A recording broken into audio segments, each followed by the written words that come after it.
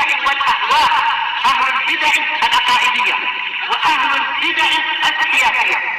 نقول بيننا وبينكم السلف، بيننا وبينكم الكتب، كان فيقول البدع بيننا وبينكم. إلا الله وحده لا شريك له وأشهد أن محمدا عبده ورسوله. اللهم صل على محمد عبدك ورسولك وعلى آله وأصحابه أجمعين. Amma ba'd. Kita lanjutkan pembahasan dari Al-Amsal fil Quran, dan kita masih di muka surat ke-42. Jadinya ini adalah masih catatan kaki untuk tafsir Imam Ibnu Katsir, menukilkan kalam Ibnu Katsir. Qala rahimahullahu ta'ala wa qala Rabi ibnu Anas wa Suddi nahwa dzalika aidan. Ar-Rabi ibnu Anas dan As-Suddi juga mengucapkan yang seperti itu pula, yaitu apa? Bahwasanya zulumatun ba'duha fawqa ba'd. Kegelapan-kegelapan yang bertumpuk-tumpuk, sebagiannya ada di atas sebagian yang lain. Dengan apa? Kegelapan dalam ucapan, gelapnya amalan, gelapan tempat masuk, gelapnya tempat keluar, dan kembalinya di hari kiamat juga kepada gelapnya api neraka. Na'udzubillah. Sebagaimana dijelaskan oleh banyak ulama, api semakin panas dia semakin gelap. Kalau api itu berwarna kuning, itu pun sudah panas. Kalau berwarna merah, mungkin lebih panas. Alal khilaf, mana yang lebih panas? Hijau itu panas sekali, biru lebih panas. Nah, banyak riwayat menyebutkan api neraka sampai hitam. Tapi ini syaratnya dhaif, bahwasanya api neraka hitam. Tapi kenyataannya nanti neraka warnanya apa, hanya Allah yang tahu. Yang pasti dia 69 kali lebih panas daripada api di dunia. Adapun untuk percikannya, yaitu bunga apinya, mungkin tidak sepanas bagian dasarnya, sebagaimana firman Allah Ta'ala dalam surat Al-Mursalat, innaha tarmi bisyararin kal qasar ka'annahu jimalatun sufar. Sesungguhnya neraka itu melemparkan bunga apinya bagaikan istana, bunga apinya sebesar istana, seakan-akan dia itu adalah iring-iringan dari unta yang berwarna kuning. Baik. Kemudian qauluhu wa man lam yaj'alillahu lahu nuran fama lahu min nur. Barang siapa tidak Allah berikan untuknya cahaya, Allah tidak membuat untuknya cahaya, maka sama sekali dia tidak memiliki cahaya. Ai man lam yahdihillah fahuwa halikun jahilun hair. Kata Imam Ibnu Katsir, maknanya adalah barang siapa tidak diberi hidayah oleh Allah, maka dia adalah orang yang binasa, orang yang bodoh, orang yang kebingungan, bair, orang yang hancur, kafir, orang yang kafir. Na'udzubillah. Berarti bagaimana agar selamat? Kita berusaha mencari hidayah, mendatangi majelis ilmu yang tepat, mempelajari Quran was sunnah, bersungguh-sungguh mencari. Nanti Allah akan memberikan bimbingan dan keselamatan. Kama qala ta'ala, sebagaimana firman Allah Ta'ala, may yudlilillahu fala hadiyalah. Barang siapa disesatkan oleh Allah, maka tidak ada yang mampu memberikan petunjuk untuknya. Wa hadza fi muqabalati ma qala fi masalil mu'minin. Ini, ucapan ini sebagai kebalikan dari apa yang Allah firmankan tentang permisalan kaum mukminin. Yahdillahu linurihi yahdillahu linurihi may yasha. Allah memberikan hidayah orang yang dia kehendaki kepada cahayanya. Saya membimbing agar sampai kepada cahayanya. Surga penuh dengan cahaya. Wa nas'alullahal azim ayyaj'ala fi qulubina nura. Kita mohon kepada Allah yang Maha Agung agar menjadikan di dalam hati kita cahaya. Wa ala imanina nura, dan cahaya pada wa'an aimanina nura, dan sebelah kanan kita ada cahaya. Wa'an syama'ilina nura, dan sebelah kiri kita juga ada cahaya. wa ayyu'dhima lana nura, dan memperbesar cahaya untuk kita agar terang benderang, karena nanti di padang mahsyar dia gelap tatkala matahari dan bulan sudah dilemparkan ke dalam neraka untuk menyiksa orang-orang yang di dalamnya. Kita perlu cahaya sendiri. Baik. Kemudian kita masuk kepada penjelasan Imam Ibnul Qayyim rahimahullah, berarti di muka surat 42 itu ya, paling atas. Kata Ibnul Qayyim, "Dzakara subhanahu lil kafirina masalain." Allah yang Maha Suci menyebutkan menyebutkan dua permisalan untuk orang-orang kafir. Masalan bisarab wa masalan bidzulumatil mutarakimah. Satu permisalan dengan fata morgana, satu permisalan lagi dengan kegelapan-kegelapan yang berlapis-lapis, bertumpuk-tumpuk. Wa dzalika li annal mu'ridina 'anil huda wal haqqi nau'a. Sebabnya adalah karena orang yang berpaling dari hidayah dan kebenaran itu ada dua jenis. Ahaduhuma may yadhunnu annahu ala syai'. Orang yang menyangka dia berada di atas sesuatu, yaitu menyangka punya ilmu pengetahuan. Fatabayyana lahu indan kisyafil haqa'iqi khilafu ma kana yadhunnu. Lalu menjadi jelaslah bagi dia ketika hakikat-hakikat itu tersingkapkan, jelaslah bagi dia perkara yang menyelisihi apa yang dia sangka. Ini yang dikatakan oleh Imam Ibnu Katsir sebagai apa? Yaitu jahlun murakkab. Kejahilan yang berlapis-lapis, menyangka punya ilmu padahal tidak punya ilmu. Kata beliau, wa hadhihi halu ahlil jahli wa ahlil bid'ah wal ahwa. Ini adalah keadaan orang-orang yang jahil, yaitu apa? Jahlun murakkab, dan para pengikut bid'ah dan para pengikut hawa nafsu. Alladzina yadhunnuna annahum ala hudan wa ilm, yang mereka menyangka mereka itu ada di atas petunjuk dan ilmu. Amalannya disangka ada ilmunya, padahal ternyata penuh dengan kerancuan yang ditiupkan oleh ustadz-ustadz atau kiai-kiai atau ulama-ulama yang menyesatkan, atau pemimpin-pemimpin partai yang menyesatkan, dan seterusnya.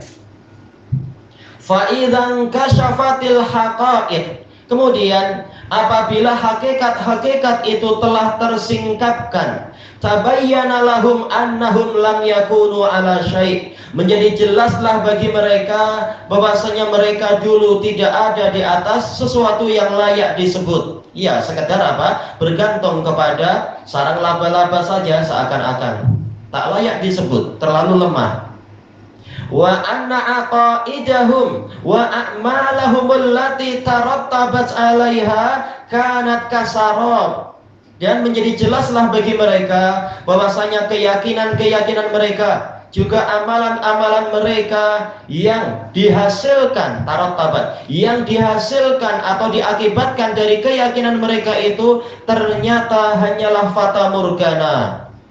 Biqi'ati yura fi ainin nadhiri ma, yaitu fata morgana di sebidang tanah yang luas, yang lapang. Mata orang yang melihat, yaitu memandang seakan-akan ada air di situ. Wala haqiqatalah, padahal tidak ada hakikat air di situ. Wa hakadzal a'malul lati li ghairillah wa ala ghairi amrih. Dan seperti itulah amalan-amalan yang bukan karena Allah, sekedar mencari populariti, mencari pujian, atau memang diserahkan kepada jin, diserahkan pada syaitan, menyembah yang lain, atau di atas selain syariat Allah. Amr maksudnya adalah syariah. Tidak ikut syariat, buat-buat sendiri, merasa pandai, boleh buat aturan sendiri, padahal Allah dan Rasulnya tidak mensyariatkan. Seperti hari-hari ini membuat acara maulid Nabi dan sebagainya itu, padahal Nabi tidak pernah mengajarkan yang seperti itu. Sebagian mengatakan, tapi Nabi kan sudah puasa setiap hari Isnin dengan alasan ini adalah hari di mana saya dilahirkan dan hari di mana saya diangkat sebagai Nabi. Justru sebagian ulama mengatakan justru di sini ada isyarat bahwasanya ini bukan hari raya, karena tak boleh di hari raya kita puasa. Tapi kenapa Nabi puasa? Menunjukkan ini bukan hari raya, tak layak kita membuat hari raya pada hari Isnin itu. Dan juga Nabi melaksanakan syukurnya adalah dengan puasa hari Isnin, bukan dengan perayaan-perayaan yang beraneka ragam itu di 20 tanggal berapa itu 12 Rabiul Awal alal khilaf. Dan sebagainya, walaupun para ulama sudah mengatakan ini tidak jelas. Lahirnya Nabi betul-betul tepat tanggal 12 itu tidak jelas. Dan juga wafatnya Nabi juga sama dengan tanggal lahirnya Nabi, tarikh lahirnya Nabi. Sama-sama apa? 12 Rabiul Awal. Nah, kalau demikian kalian memperingati apa sebenarnya? Wafatnya Nabi juga kan? Na'udzubillah. Intinya Nabi tidak mengajarkan demikian. Kalau ini baik, tak mungkin Nabi merahasiakan itu. Baik. Nah, inilah fata morgana. Mereka menyangka punya akidah yang benar dan amalan yang tepat. Ternyata itu hanyalah bagaikan air di gurun pasir yang ternyata ketika didatangi tidak ada. Kata beliau, yahsabuhal amilu nafi'atan lah. Orang yang beramal menyangka itu akan bermanfaat bagi dia, berlari-lari mengejar air tadi. Walaisat kadzalik, ternyata tidak demikian. Malah semakin kehausan lari ke situ, semakin apa? Kekeringan dia, tak ada air di situ, letih-letih tak ada air. Tayyib, seandainya dia belajar baik-baik, belajar kepada orang yang tahu hakikat, niscaya tak perlu letih-letih dia lari jauh-jauh ke sana. Tapi apa? Dia belajar. Kalau di gurun pasir tinggal apa? Belajar kepada, sebelumnya tentunya belajar kepada orang yang sudah tahu survival, tahu bagaimana cara bertahan hidup. Bahwasanya gurun pasir walaupun dia kering, tetap saja dia memiliki suatu jenis kelembaban. Tinggal apa? Dia cari alat untuk menggali pasir itu, lalu dibuat kerucut.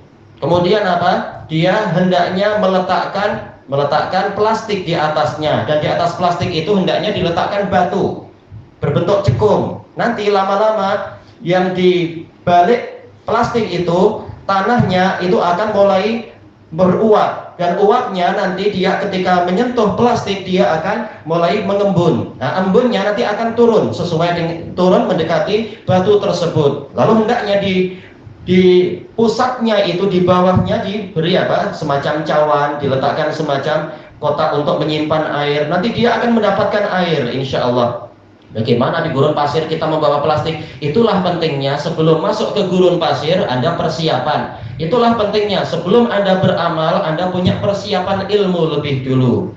Baik. Dan walaupun tanaman-tanaman di gurun pasir itu sebagiannya beracun karena mereka bertahan hidup dengan cara membunuh yang lain, tetapi secara umum mereka boleh kita ambil batang-batangnya itu, kita potong-potong, daunnya kita potong-potong, kita letakkan di pasir yang telah ditutup dengan plastik. Nanti lama-lama dia akan apa? Mengalami kepanasan, lalu cairan yang ada di badannya akan menguap, kemudian mengembun dan semuanya akan bersatu di apa itu? Cawan dan sebagainya itu. Ini menunjukkan sebelum kita beramal, kita penting untuk apa? Sangat penting untuk kita punya ilmunya, punya persiapannya. Tapi kalau sekedar meyakini sesuatu tanpa ilmu, tidak bertanya kepada orang yang pakar di dalam masalah tersebut, langsung masuk ke gurun pasir, sudah dia akan celaka, tertipu dengan fata morgana padahal tidak ada air di sana. Demikian pula dalam masalah amalan-amalan yang ini akan sangat berpengaruh kepada keselamatan dia di dunia dan di akhirat. Kalau tidak punya ilmu dia akan celaka, seperti yang Allah permisalkan di sini. Kemudian allati wa hadhihi hiyal a'malul lati qala Allahu azza wa jalla fiha. Inilah dia amalan-amalan yang difirmankan oleh Allah azza wa jalla, wa qadimna ila ma amilu min amal faja'alnahu haba'an mansura. Dan kami hadapi amalan-amalan yang dulu mereka kerjakan, amalan yang manapun, min amal, amalan yang manapun. Kemudian kami jadikan amalan tadi bagaikan debu yang berterbangan. Na'udzubillah, sudah susah payah ternyata sia-sia. Amilatun nasibah, bekerja lalu letih-letih saja, bekerja dan letih. Ternyata apa? Tasla naron hamiyah, lalu dibakar di dalam api yang sangat panas. Itu kerugian orang yang beramal tanpa ilmu dan berakidah tanpa ilmu yang benar. Wa ta'ammal ja'lallahi subhanahu saraba bil qiyah, dan renungkanlah bagaimana Allah yang maha suci menjadikan fata morgana itu di tanah yang sangat luas, wahiyal ardul qafr, yaitu tanah yang kosong, al khaliyatu minal bina'i wasyajari wan nabati wal alam, yang sama ini, kofr artinya kosong, kholiyah juga kosong. Kosong dari bangunan, kosong dari pepohonan, kosong dari berbagai jenis tanaman, dan dari tanda-tanda. Alam artinya tanda, demikian pula gunung. Gunung juga dipanggil sebagai alam, karena dia menjadi alamat kalau orang mau ke sana atau ke sini dengan apa? Berpandukan pada gunung misalkan. Famahillu sarab ardu qafrin la syai'a biha. Tempat dari fata morgana adalah tanah yang kosong, yang tidak ada apa-apanya. Tak ada apa-apanya tapi menjanjikan ada air. Nah, ini orang tertipu, naudzubillah.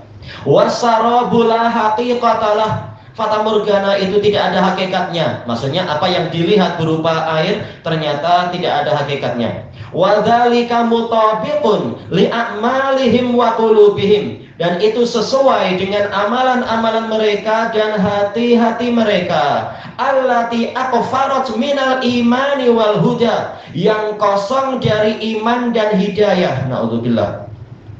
Adapun orang yang beriman, orang yang punya dasar-dasar hidayah, kalau dia bersyukur dan dia memupuk hidayah dan iman tadi, akan semakin banyak petunjuk dan kebaikan untuk dia. Ilahuna wallahu a'lam.